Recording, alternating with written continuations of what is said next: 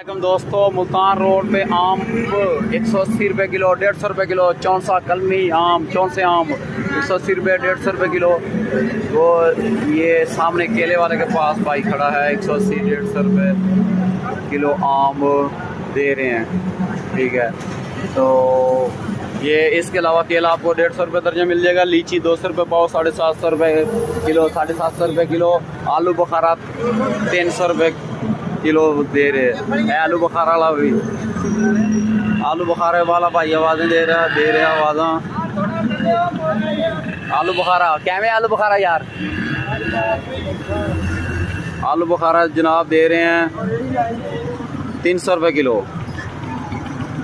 Multan road मंडी के पास, fruit मंडी के पास आलू बुखारा आपको मिल जाएगा सिर्फ 300 रुपये किलो। 300 रुपये किलो आलू बुखारा मिल जाएगा।